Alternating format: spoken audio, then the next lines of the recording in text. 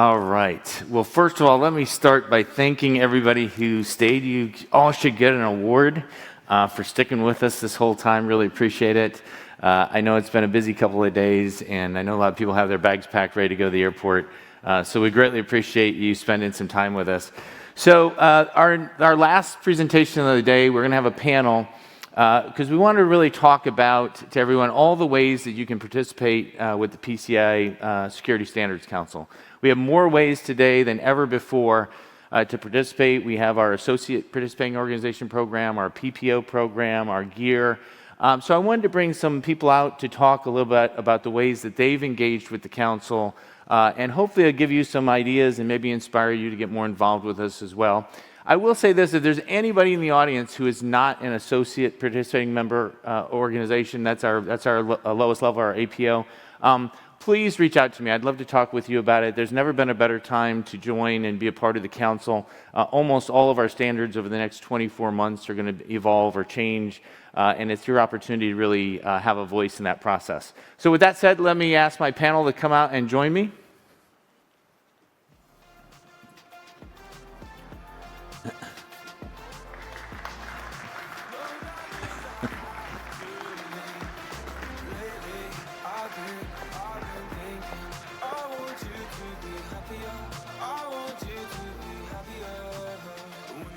This was Diana's idea of the champagne. We're starting happy hour a little early. I'll start first. I'm Mark Meissner. I'm Senior Vice President for Education and Engagement for the PCI Council. I just want to ask everybody just real quickly to introduce themselves, tell us who you are, your title, and the company you're with. I'll start with Simon. I'll keep it short. So my name's Simon Turner, and I work for BT, and currently I'm the Head of Compliance for our PCI area. Thank you. My name is Marie-Christine Vittet. I'm working for Accor Hotel Group as VP Compliance. And I am Pedro Fortuna. I'm CTO and co-founder of Jscrambler. I'm Gary Glover. I'm the VP of our assessment team at SecurityMetrics. Diana Greenhaw, Head of Engagement for PCI SSC. So Simon, I'll start with you since you're closest to me. BT is a principal participating organization, a PPO.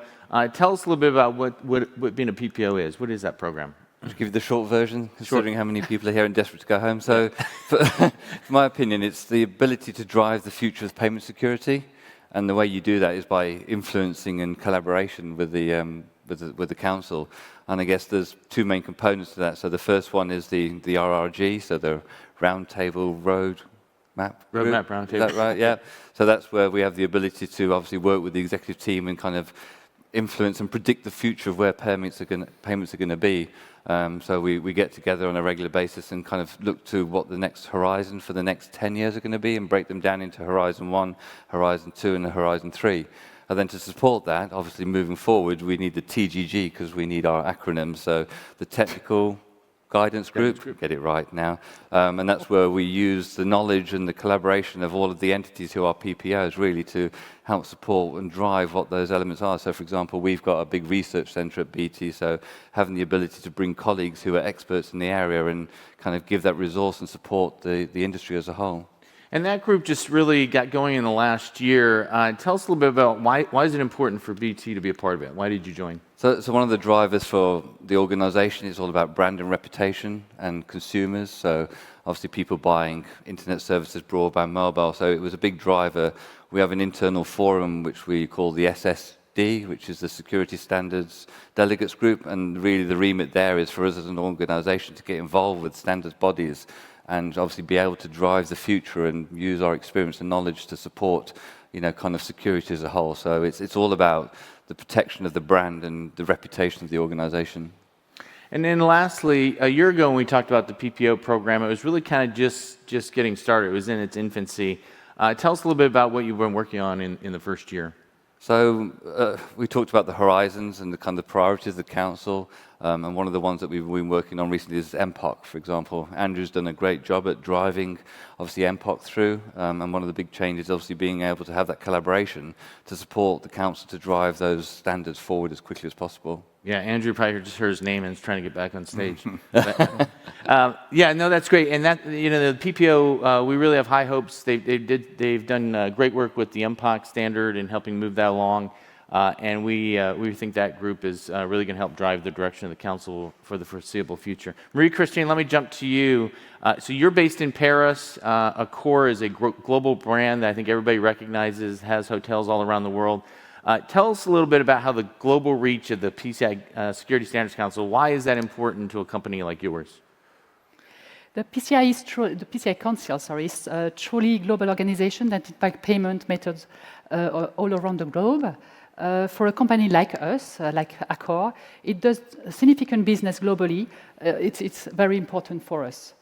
Being involved with the PCI councils allows me to hear from a wide range of diverse interests in the key market around the world.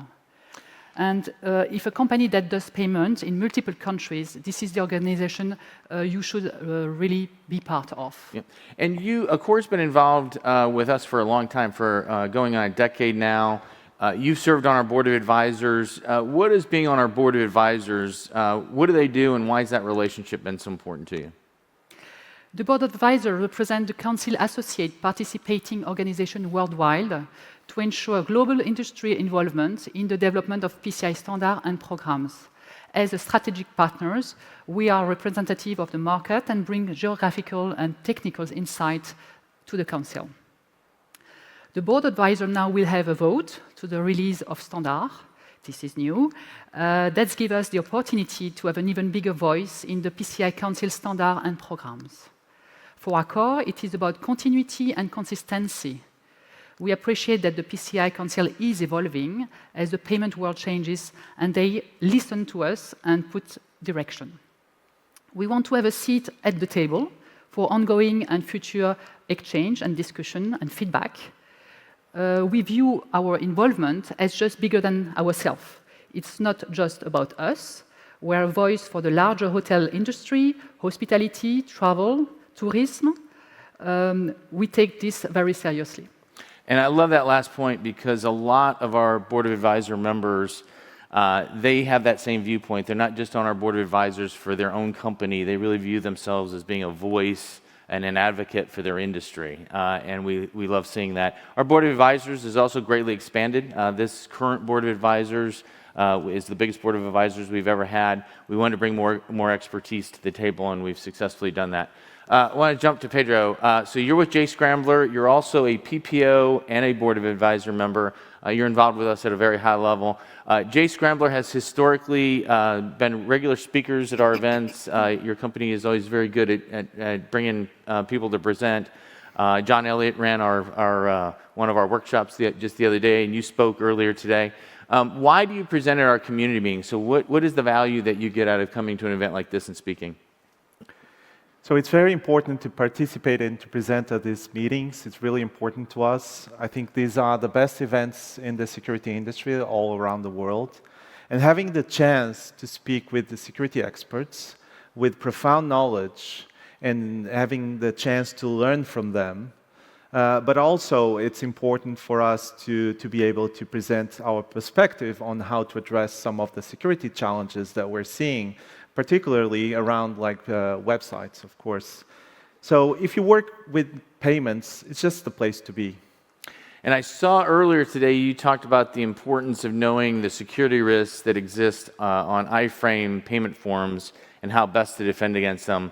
Why was that topic so important to you? I sat in your presentation, you had a good crowd. Why is that topic so important to you that you wanted to present on it?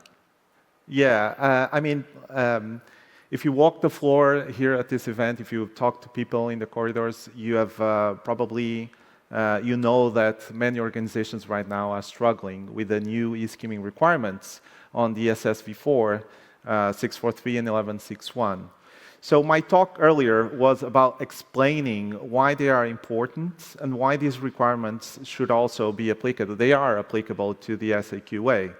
So we went through a series of attacks against iframed payment forms, and the takeaway from that talk was how to defend against them and how to be compliant with these two requirements. Okay, excellent. Let me jump to Gary. Gary, you're a member of our GEAR, our Global Executive Assessor Roundtable. You've been a member for a long time, I think since the GEAR was formed. You're one of our more active members. Tell us what GEAR is and what do they do? Yeah, I think to me the gear has been a really great thing. It's an opportunity for us as an assessor community to be able to interact not only with the council directly, the senior members of the council, be able to have a voice there at the table, but also has an opportunity for us to get to know the other assessors. And to us, it's been a very, very important part. In fact, in the 20 years that I've been here doing PCI assessments, I think this has been the funnest and probably the most productive things that I've done is involving ourselves with the gear. That's great to hear. So first of all, well, why is it important for SecurityMetrics to belong to gear? I mean, what really drives you? Why did you get into it? Yeah, what do we get out of it, right? And that's kind of how it is. And I think to me, again, it's reiterating that we have the opportunity to voice our opinions. I think for a long time, the assessor community didn't feel really well heard. So when the gear was started, this was just a wonderful thing for us. There are three big kind of groups that are involved in compliance. It's the people who need to be compliant, organizations, and then there are the assessors that assess it, and the council that's writing the standard. And so getting at least two of those groups together, I mean, we deal with the people being assessed all the time, and so we have feet on the ground and being able to provide feedback of this is how it really works, and having the opportunity to be heard and make some significant changes has been great. And I guess my last question is, so tell us what Gear's been working on this year. I know you've had a couple of really big initiatives. Yeah.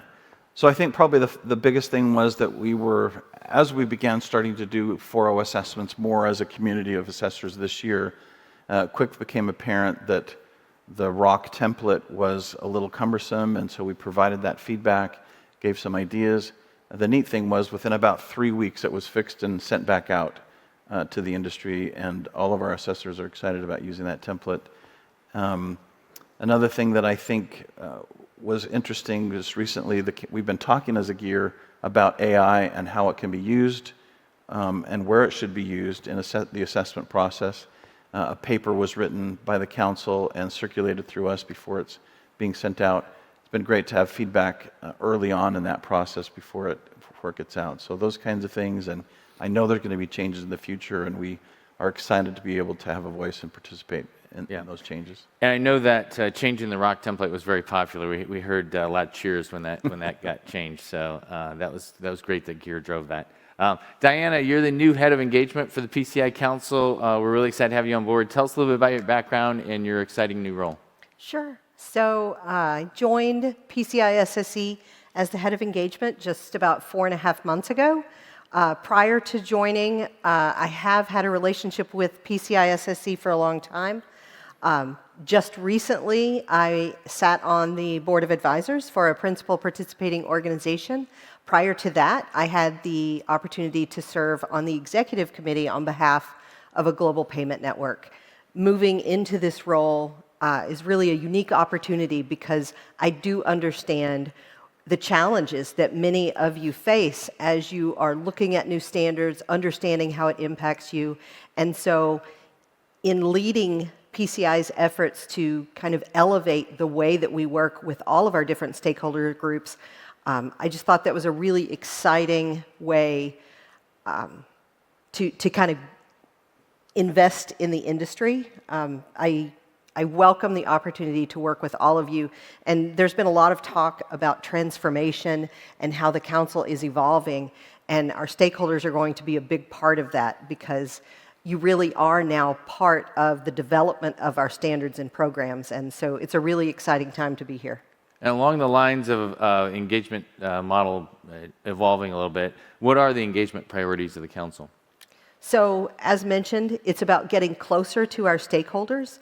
Our stakeholders are the ones that are on the front line, right? You're seeing the fraud impact, the compromise impact before PCI does. And in working with you, that's how we will get our standards and our programs and our certification listings. That's how we'll get those to the right place to continue to be at the forefront of payment security. It really is about a transition and about going there in partnership. Yeah, and as I mentioned earlier, there's never been a better time to be involved with the council. So even if you're involved, whether it's an APO level, board of advisors, PPO, there's just going to be so many important decisions made in the next 24 months that this really is a great time to join and make sure that if you have some thoughts on standards and programs and you'd like us to hear those, this is a great time to be involved. My last question will be for everybody. We have these events all around the world. PCI Council also has events throughout the year. They're really filled with a lot of industry experts. Hopefully you learned a lot this week with all the presentations and the workshops. But one thing we don't talk about is the closeness of this community and how much just fun some of these events are. As I walk around this event this week, I've seen people in the vendor showcase laughing and sharing a drink and joking around. And these are really events where you're getting a chance to make friends, make business connections, and there's just a fun aspect to being a part of this community. So I wanted to ask all of you to share with us maybe some of the fun things that you've done associated with the PCI Council and some of our events. I think we're going to have some pictures up here in a minute. I'll start because the PCI Council is a global brand. I've had an opportunity to travel all around the world, and oftentimes I bring my wife with me on trips. In fact, she just flew in this morning. And so it's really been great to visit all around the world, places we might not otherwise have gone. And along the way, I've just made a lot of friends, a lot of great colleagues. At the PCI Council, I work with some really terrific colleagues, but also a lot of friends in the industry. And to me, that's one of the best parts of being part of this community, is not only do you learn and you can take trainings, and it's great from a substance standpoint, but there's also a fun aspect of it. I see the pictures up now. That picture of me with the beer, and that's a beer in Germany. In the U.S., we call that a pitcher. But in Germany, that's just one beer. So, but it's been just really a great community to be a part of. So I guess I just ask each one of you, just maybe share a story or share something that's fun that you've gotten out to be a part of this group. Yeah, and when you asked me to look through my photos to bring on slide, I'm sorry, went down the wrong way. So I guess Boston last month was an interesting one for me because it was actually my birthday in September.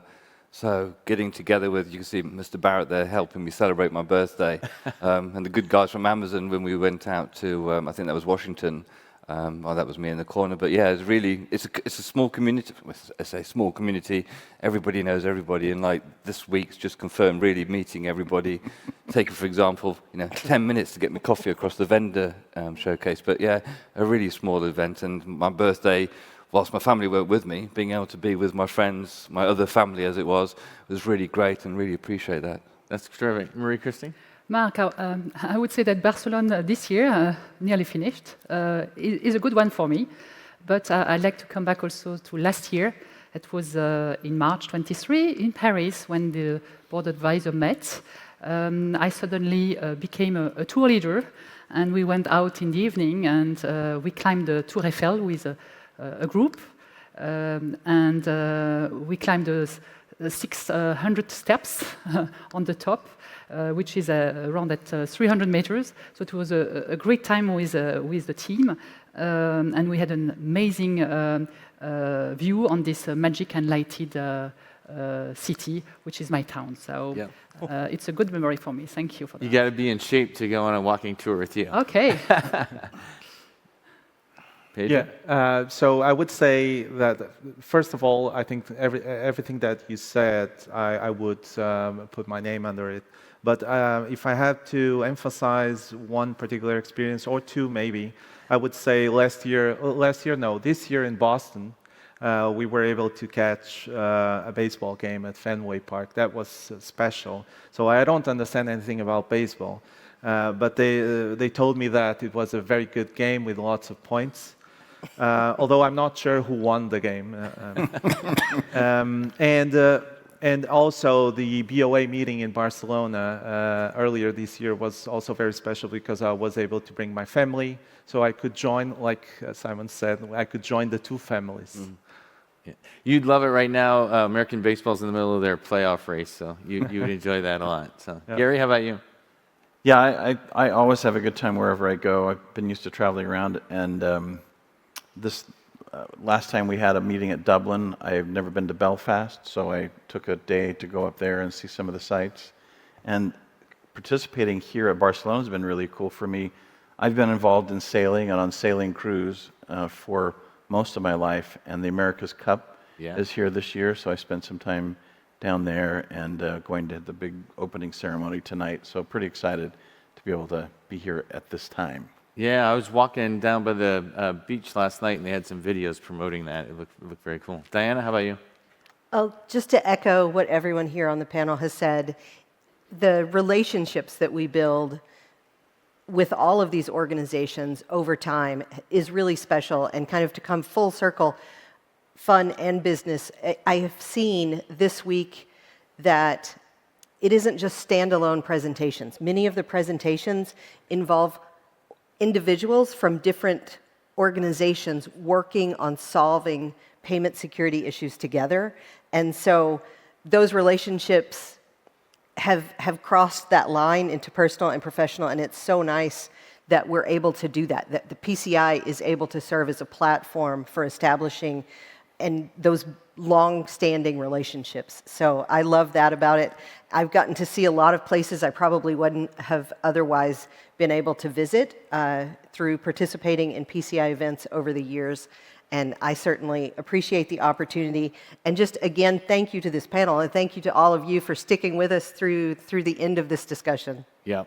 And you made an interesting point. I love the joint presentations when you see one company working with another company. I think those are always really strong presentations, and it really shows the value of being able to bring everybody together, to be able to work together and then share that experience with a larger audience. So with that, thank you. Let's have a round of applause for our panel. And that is a wrap. I want to, again, thank you for sticking with us. I hope everybody has safe travels home, and we're going to do a little toast to end the 2024 European Community Meeting. Cheers, everybody. Cheers. Thank you. Cheers. Cheers.